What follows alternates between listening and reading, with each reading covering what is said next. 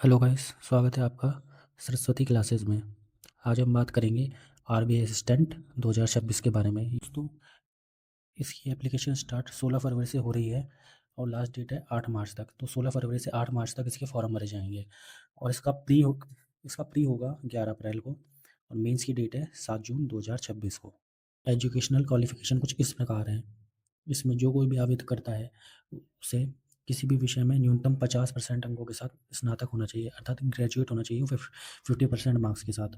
और अनुसूचित जाति, जनजाति और दिव्यांग अभ्यर्थियों के लिए केवल स्नातक पास होना चाहिए, यानी वो सिर्फ ग्रेजुएट होने चाहिए। इसके अलावा अभ्यर्थी को यानी जो भी कोई आवेदन करता है उसे कंप्यूटर पर वर्ड प्रोसेसिंग का ज्ञान तथा स्थानीय भाषा पढ़ने, लिखने एवं बोलने समझने में आनी चाहिए। इस भर्ती की एज लिमिट है, मैक्सिमम एज तो है 28 ईयर यानी 28 साल और मिनिमम एज है 20 year. Age limit calculation based on 1 फरवरी 2026 के अनुसार 1 फरवरी 2026 के अनुसार एज लिमिट काउंट की जाएगी। तो आप इस हिसाब से अपनी एज देख लेना। तो इस भर्ती में एज रिलैक्सेशन कुछ इस प्रकार है। अनुसूचित अनुसूचित जाति एवं जनजाति यानी SC/ST के लोगों के लिए अधिकतम आयु 33 वर्ष है। वैसे तो आरबीआई असिस्टेंट 2026 की भर्ती में age limit 20 maximum age 28 year है, पर SC/ST के लोगों को छूट दी गई है 33 साल तक की। वो 33 साल तक अप्लाई कर सकते हैं। ओबीसी के लिए ये छूट 31 वर्ष है, यानी 31 साल की एज तक ओबीसी के लोग अप्लाई कर सकते हैं। दिव्यांग अभ्यर्थियों को अपनी कैटेगरी में 10 वर्ष तक की छूट दी जाएगी। विधवा एवं तलाकशुदा महिलाओं की अधिकतम आयु सीमा 35 वर्ष तक है, लेकिन SC/ST के लिए 40 वर्ष तक है। अर्थात विधवा और तलाकशुदा महिला जो SC/ST से बिलोंग करती हैं वो 40 वर्ष तक अप्लाई कर सकती हैं, 40 साल की एज तक अप्लाई कर सकती हैं। भूतपूर्व सैनिकों के लिए सशस्त्र बलों में की गई सेवा की अवधि और 3 वर्ष तक, अधिकतम 50 वर्ष तक। और आरबीआई कार्य अनुभवों के वर्षों के बराबर अधिकतम 3 वर्ष तक छूट दी जाएगी। तो हमारा एज रिलैक्सेशन कुछ इस प्रकार है। दोस्तों, अब हम इसके एग्ज़ाम पैटर्न की बात करेंगे। पहला एग्ज़ाम होगा प्री। इसमें 3 सब्जेक्ट आएंगे, इंग्लिश, मैथ और रीजनिंग।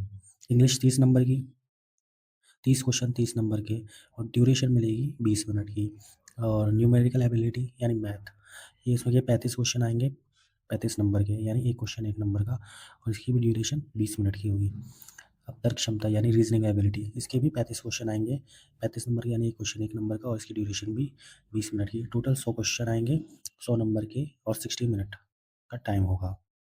ये तो है हमारा प्री का एग्ज़ाम पैटर्न। प्री के बाद आता है मेंस, जिसमें 5 सब्जेक्ट होते हैं हमारे, रीजनिंग, इंग्लिश, मैथ, जीके और कंप्यूटर ज्ञान। इसमें सबसे पहले आता है रीजनिंग, 40 क्वेश्चन 40 नंबर के और ड्यूरेशन होता है इसमें 30 मिनट का।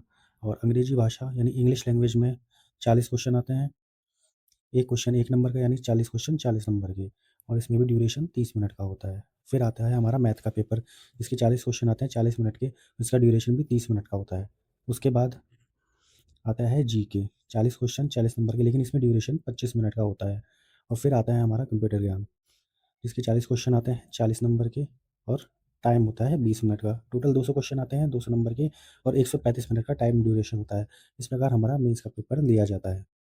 अब हम बात करते हैं इसकी सैलरी की। आरबीआई असिस्टेंट की इन हैंड सैलरी 40 से 45 हज़ार पर मंथ होती है। इसमें इंक्लूड होता है बेसिक पे, DA, HRA, transport allowance plus job security plus RBI benefits. इस पोस्ट के लिए अप्लाई ऑनलाइन मोड पे होगा। आरबीआई की ऑफिशियल वेबसाइट ओपन करें, रिक्रूटमेंट असिस्टेंट 2026 पर क्लिक करें, रजिस्ट्रेशन करें, फॉर्म फिल करें, डॉक्यूमेंट अपलोड करें, फ़ी पे करें और फाइनल सबमिट करें। डॉक्यूमेंट क्या क्या रेडी रखने हैं हमको? Aadhaar card, graduate marksheet, photo plus signature और आपका active mobile and email number.